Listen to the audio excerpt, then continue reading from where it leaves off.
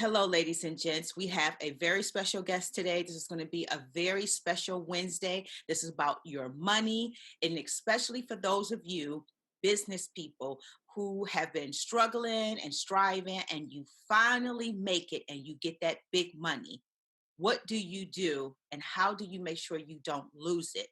Miss Janice Dison has done it all. She's had it all, and she's lost it all. So she's here to bless you with her hindsight. Because remember, I always say, hindsight can be a bitch, but hindsight can be a blessing when someone decides to care enough to share their story with you. And Janice Dison has done that. She did a book, and she said it can happen to you, but she hopes it doesn't. So today, she's going to be very kind to us and share her very intimate personal story. You will be able to read it in her book. And I am going to give away 4 books to people who are just on the brink. You know you're about to make it. Be prepared for when you make it. So welcome, Janice Dison, my friend. How are you? I'm great. How are you? I'm doing so blessed, and I'm glad that you are ready to bless others. So let's get right into your story. The first thing I wanted to ask you is, with your story, having everything and then losing everything, you decided to share your story where most people may be too embarrassed to do that. So why did you think it was so important for you to share your story? Well, I was thinking about all that I'd gone through, and I had started from the bottom, risen very high to the top, lost it all, and I got to a place where I was looking at my life and I was saying, I wish someone would have given me more insight. I wish someone would have told me when you get a lot of money, don't spend it like there's no tomorrow. Don't get so comfortable. And I thought of also all of the angels that appeared in my life during the time that I did lose everything. I thought of the fact that I had and was able to, during a period of manifestation, to create so much. And I wanted to help others know how to both create, appreciate, and not lose. And so I thought, let me share it. Yeah, I love that. And so let's get into the mindset. You can manifest anything. When you put your mind to it, you taught me a lot about manifestation as well. Yes, yes. And you are really good at that. So tell us a little bit about your journey on finding how to really manifest what you want. So I know you have a life coach consulting business as well, where you help people to do this. So let's also talk about that. But just give us a little sense of, you hear people always say, oh, if you just visualize it, you can have it. But let's keep it real. You are a real person, come from, nothing and made yourself something. So a lot of times we don't get to hear those real stories from quote unquote non celebrities. Yes. Um, First of all, believe, believe. So that's a little bit of my motto. But what I want you to understand, people think manifesting is I want it, so I'm going to get it. But there's more to it. Manifesting is an energy based phenomenon. It is something that you have to do and you have to feel it in your body. And when I coach people, I let them know that you create a vision list. I work on vision boards, I work with people on their dreams, I hear their story. I am a coach, as you just mentioned. My website is Janice Dison Speaks. But what I do is I teach people create the vision, get it written down on paper, get it on a board. But that's not the end all be all. The end all be all is to feel it in your body, to place yourself in the situation in your visions, to feel what it feels like. For example, someone wants a Bentley, or someone wants a new home, or someone wants a husband. Don't just think about that. Go drive the Bentley. Mhm. Go find the handsome man and rub your hand down his arm. Go walk through a beautiful home. And there's something that goes through your body, and I call them it's kind of like the fuzzy wuzzies. You feel a tingling in your body. And when you feel that tingling, that brings you to the level of where you're going to be when you live that lifestyle. And so I always tell people, envision this before you go to sleep. Put this in your subconscious and then let go and let God. Because if it's for you, God's going to give it to you. Amen. And I wanted to talk about, okay, this is something that I think a lot of us do.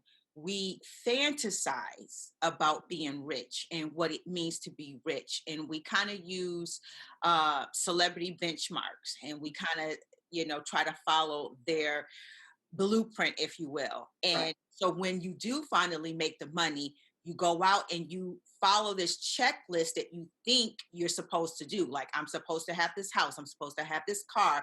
I'm supposed to have these kind of clothes. I'm supposed to hang around these type of people, because in your fantasy, this is what you always thought it was. But if Mhm. you finally work hard and you manifest it and you finally get it, how does one realize that they shouldn't really focus on their fantasy, but the actual reality that got them there? And is that what happened to you? Did you have a fantasy about being rich? Because you were always a businesswoman.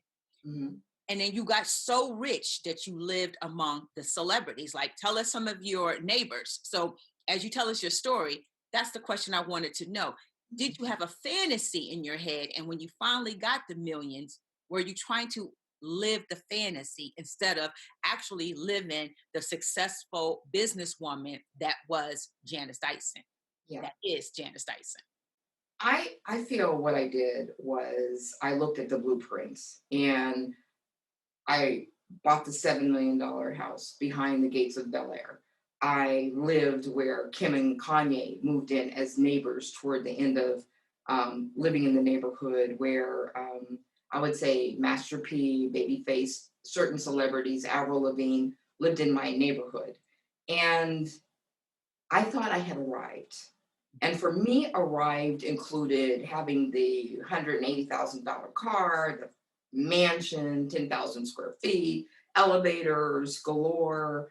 And it was like a museum where I missed the calling was I thought that's what would make me happy. And so I bought more and more and more. And I went to every high-end restaurant in Beverly Hills, Bel Air. I did all of that. But I wasn't connected with my creator.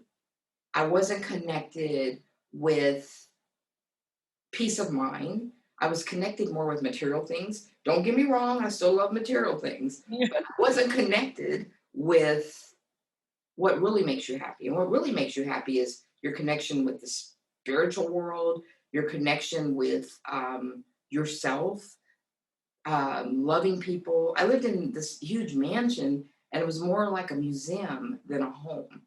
Like, Mhm. what's really important to me now, after learning all this, is having a home that's really a home. That can be a room, as long as you're in it and you're happy and you're not doing everything to impress everybody or to show them, look at me now, that kind of thing. So my journey was up real high and real low. But my biggest lesson is you've got to have more peace in yourself, peace of mind, be around great people that really love you. They don't love you because you have the money, because I had plenty of them, but that they love you when you're up or when you're down. And I had the privilege to be in that beautiful mansion, and you hosted a beautiful dinner, and you had a chef, you had a maid, So let's talk about that as well. Like, it's okay. Like, I know when I make me some money, I'm definitely getting me a chef, and I'm So I definitely miss getting me a maid. them. They're coming back. I miss the chef and the maid, and I need them now. I'm definitely getting that. But let's talk about that. Like, there was one point Mhm. that I want to make to a lot of people out there. When you fantasize about things, but you really don't prepare yourself for the riches. Okay. Right. So there's one particular part in the book, and I shared this with you before. It was the first time I judged you, Oh, yes. because you had the chef, Uh, and the chef made asparagus, right. and there was an odor, and you and your husband at the time, your ex-husband at the time, thought she was doing harm to you. Right, And poisoning us. yeah. Poisoning us because I didn't eat asparagus before. I was from the hood. I ate greens. So yeah, you're poisoning us. And I want people to really realize that, because there's a lot of people who are coming from the hood, from the ghetto, Mhm. who just don't know these things because Right. it's something that they've never experienced. So that's what I really want for all the regular people who are watching this, who you are in the hood, you don't really eat fine dining stuff. So when you get rich and you hire a chef, the chef is going to have skills and introduce you to so many things. And if you're not educating yourself or opening yourself up to that, you can be like, Janice, and think that you're being poisoned and fire the woman, not because she did anything wrong, but just because you're not educated on something. And I'm so glad you shared that, because a lot of people would be embarrassed. And I remember I judged her harshly. I was like, now, what? She don't know about asparagus, but the truth is people don't. You elevate to a different level, you're going to experience different things, and you have to be prepared for it. Yeah. So I love that story in the book. You guys got to get this book. It is very raw. It is funny. It is very heartbreaking at times. It is authentic, authentic as hell. And I think the lessons that she also share in the book is amazing. The book is a total gift. Honestly, the book is a gift to people. So let's get into a little bit of your journey. Tell us a little bit about how you started, how you manifested from one thing and then manifested behind the golden gates of the rich and famous. Well, I started young with the manifestation. I was a latchkey child. My mother was working every night. I was raised by a single mom, but I was in a group of young kids that I was kind of like the outcast. All of them, their parents made a lot of money. Their parents were celebrities like Ike and Tina Turner, Ray Charles, those type of parents. And I was this kid who came from the bottom of this hill in a neighborhood that at the top, you were the top.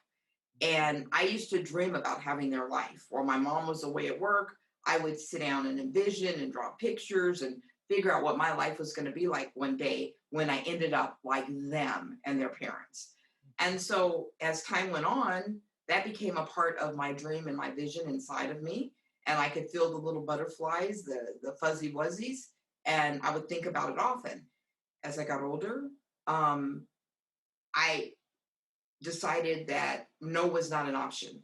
And that's just how I created my life. I went to college. I didn't like it. I went to court reporting school. I was one of the only Black females in the school at the time I went through. They didn't allow Black women to be court reporters. It wasn't like the thing.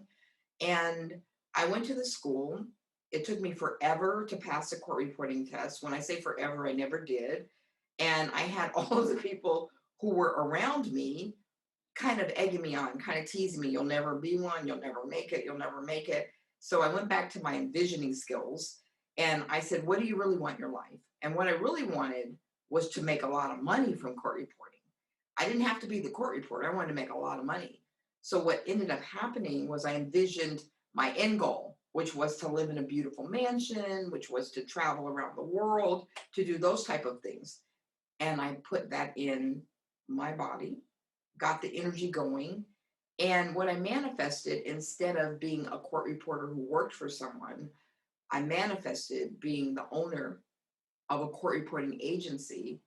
And most of the court reporters work for me. And I was the first Black female to have an agency in Beverly Hills. I was also the first, and this was like really working with the universe. The first one, I had the city of Los Angeles' account. So I did every case in the city of LA for 20 years, any court reporting case that took place, Rodney King, all the big ones. And then during that same time period, during that 20-year period, I opened up a Pilates studio. And I was the third person and the only Black female to open a Pilates studio near Beverly Hills. and it was celebrity filled. And so all of a sudden, I was around all the celebrities. I had the court reporting agency going. Money was flowing and flowing. And I was like, I can get to the top of these gates. And Yeah. I did. And that was that. Like So you had Madonna as one of your that clients? was one of my clients, Denise Richards, Tracy Edmonds. There was a long list of celebrities. Mhm. Sharon Stone, a long list that would come in, get their bodies in shape. I think one of our best clients was Carrie Ann Moss. She was the Matrix. Mhm. Mhm. Eva Mendez, before she was the Eva Mendez, was a client. And so that was my celebrity, my opening to celebrityhood, like A-list celebrities. Mhm. Um, so I did that. I did both of those, and that afforded me the opportunity to get to Bel Air. And so you were a successful businesswoman, but at some point did you confuse yourself with being a celebrity Of because course, you were around celebrities of and course. having lunch with them? Okay, so Yes.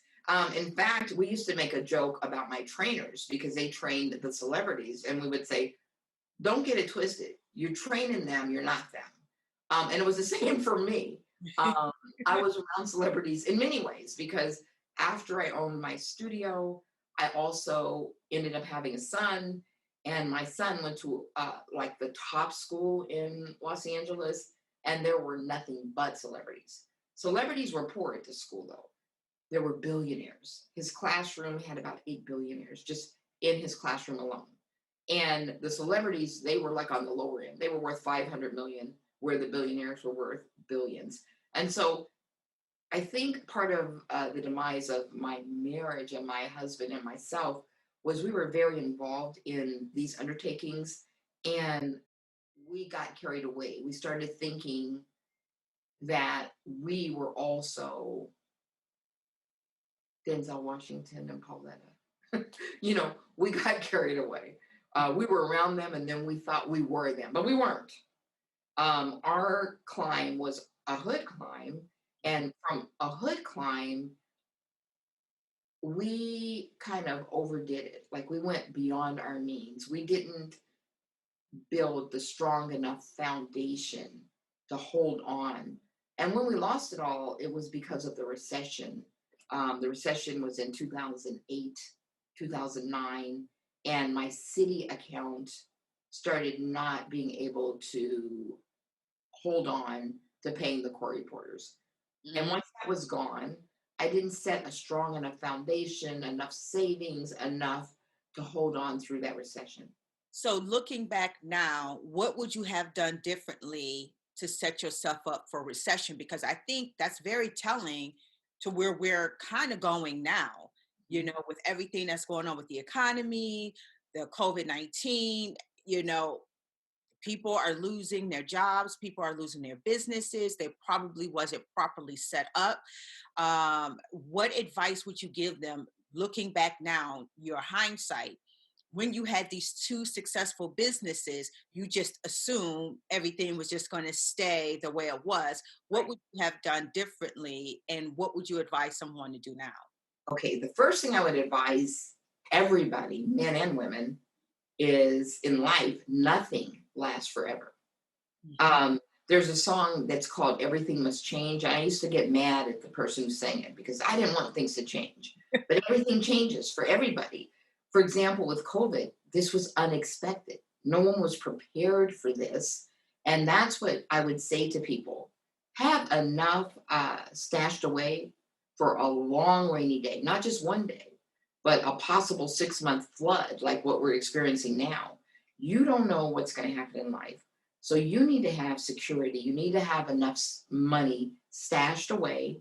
Don't spend it on gold chains, Gucci, Louis, um, big Rolls Royces or Benzes or whatever until you have enough money to live on for maybe 6 months. And then, yeah, buy yourself a treat here and there, but be prepared. That's what I would suggest.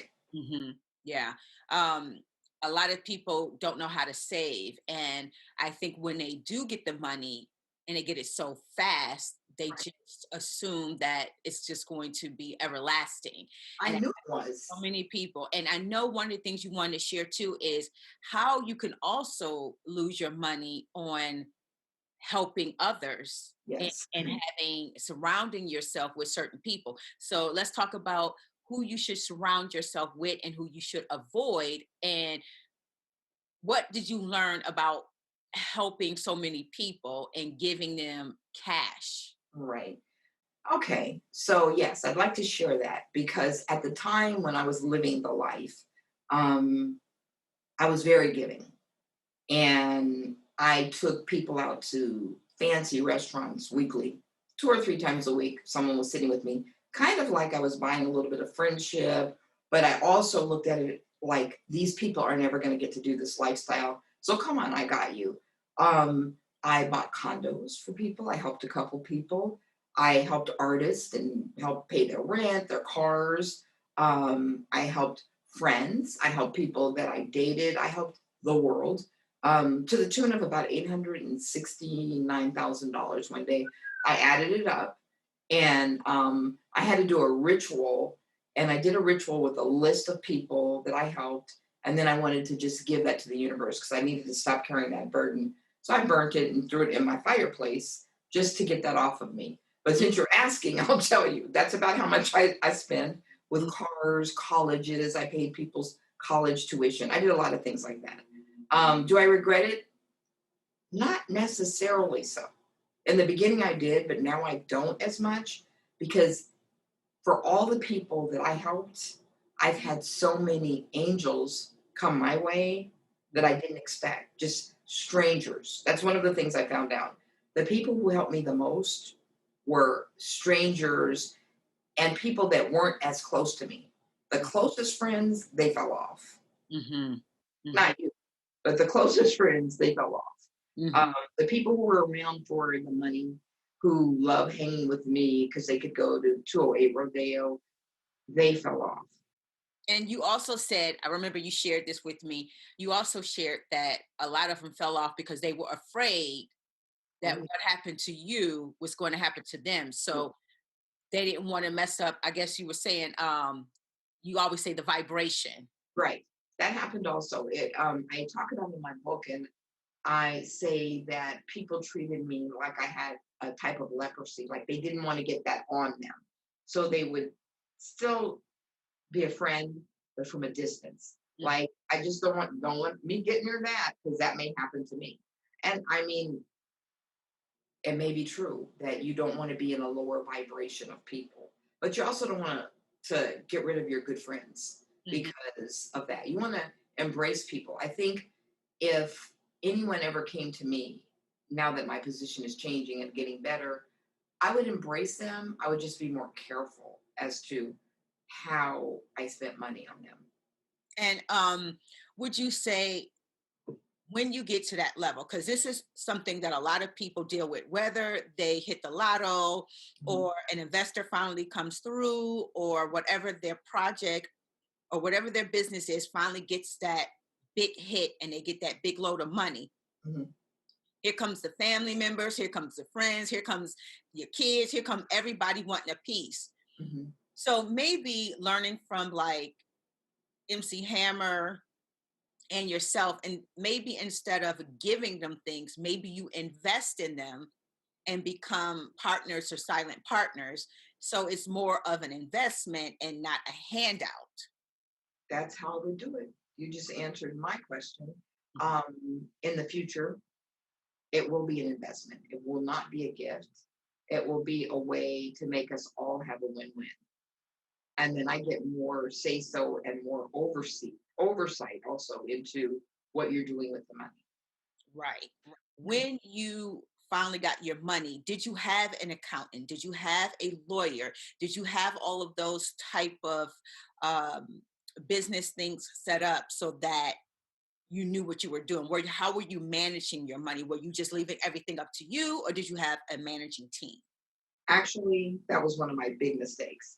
I had a partial accountant bookkeeper, no attorney, and I was running it. And I think that I would tell anyone there's specific things you need. And one is you must have an accountant. Two, you must have a legal team, an attorney. Three, something that we don't think about, and especially as Black people, you must have life insurance.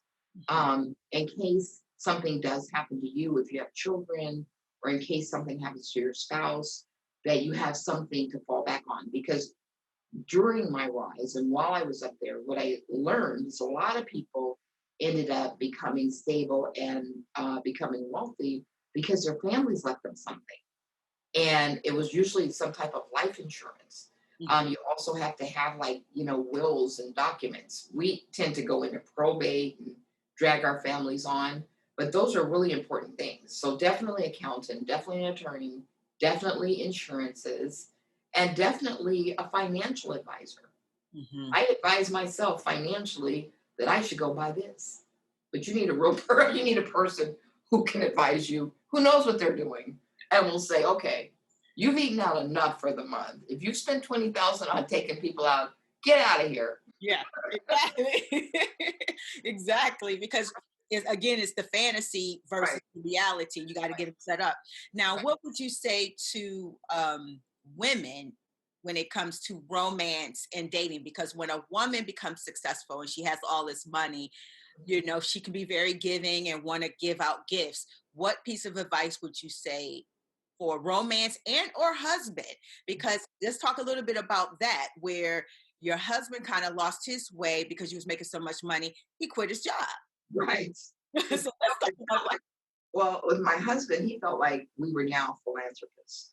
And we jumped about 10 years ahead of ourselves. He did.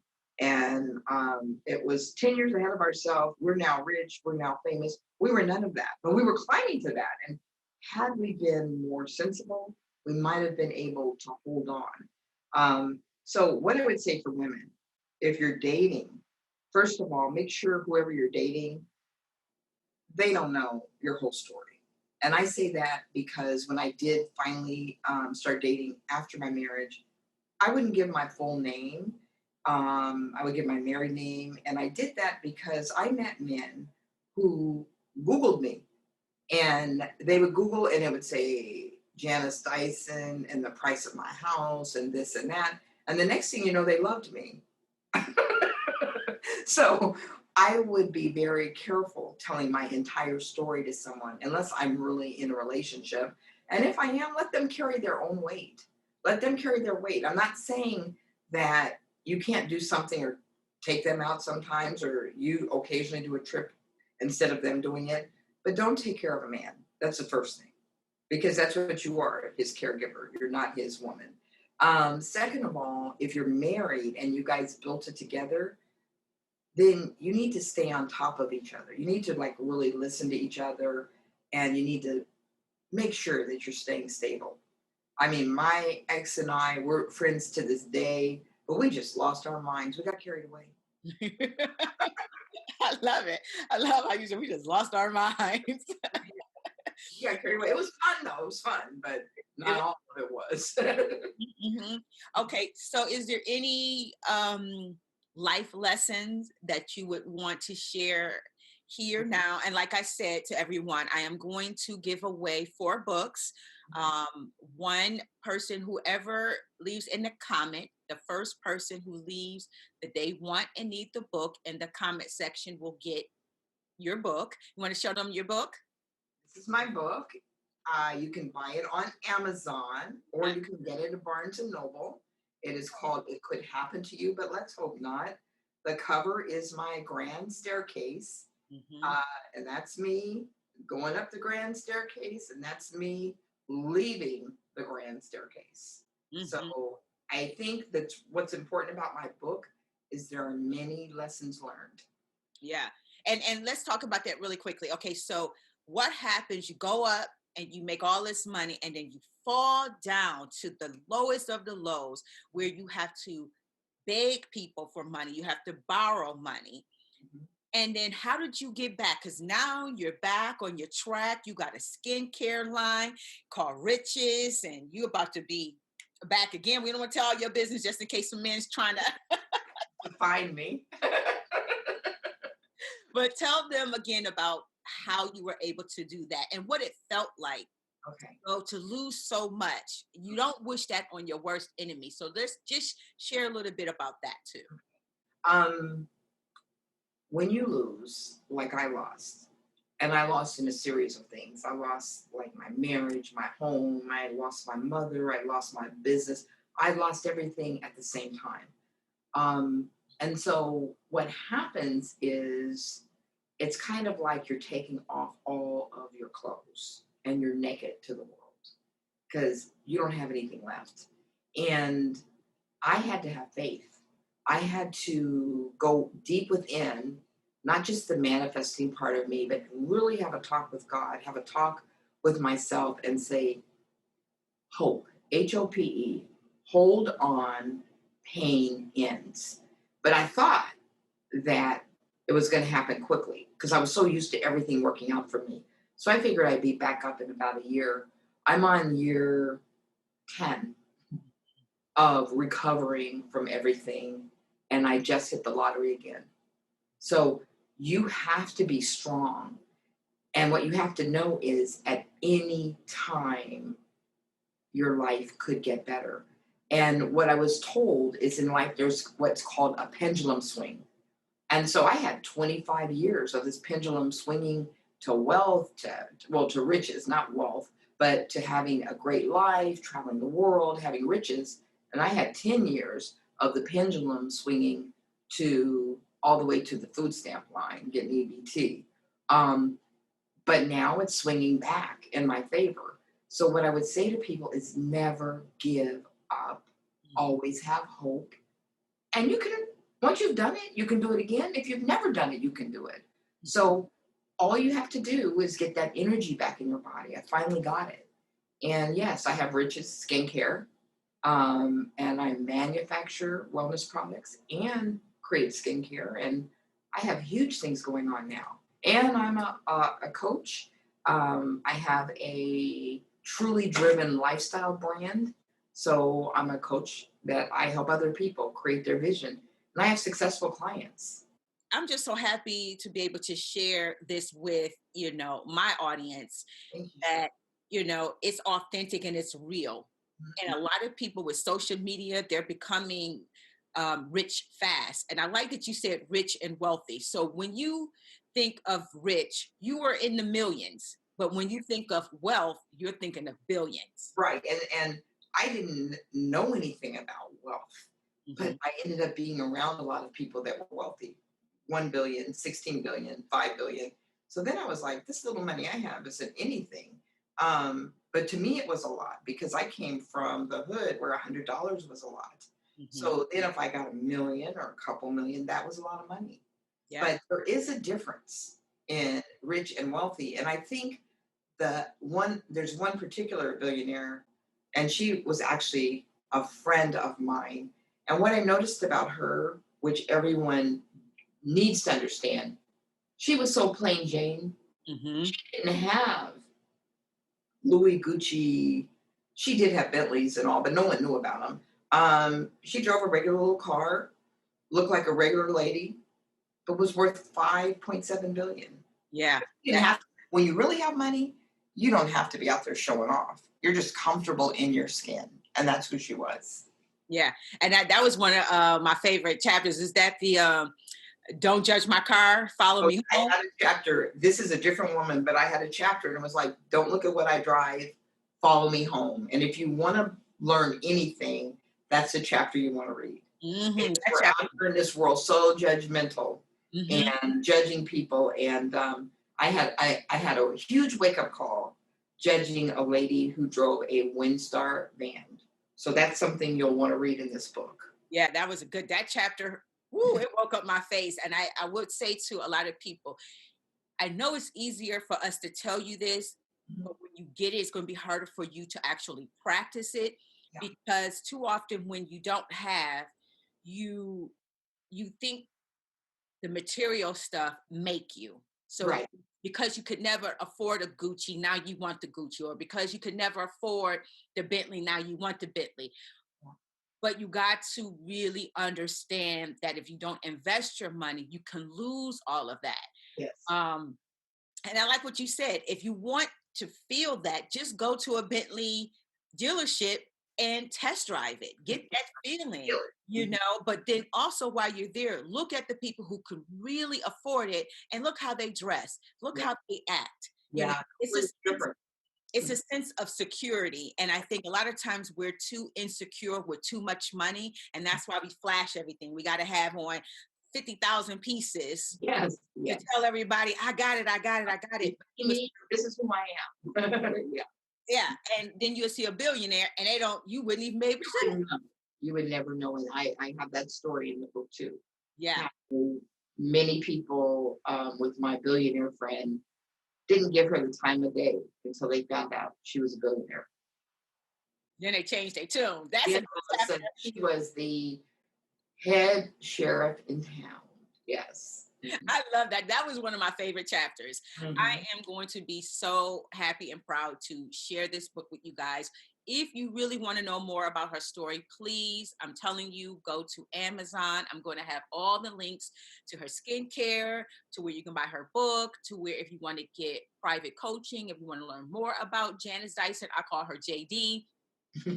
She's a boss and she is very caring and she really does know manifestation and she's been there. You want somebody who started from the bottom, went all the way to the top, went back to the bottom, and is on their way back to the top. You can't ask for more than that. I mean, you just can't. You know, so I appreciate that you shared that with us and that you took the time, you know, to be a giver yet again. Thank you. Thank you. And as your favorite thing, believe, believe. Believe, believe. So I had to put that in the backdrop for Thank you. you very much. So yeah, thank you so much again for everything. And if you guys are watching this on my YouTube channel, please subscribe and share and help me get to 1,000 subs this year, this ratchet 2020. And if you're watching this on my Facebook page, please like my page. And if you're watching this on my IGTV, please follow and share. And until next week, I'll see you later.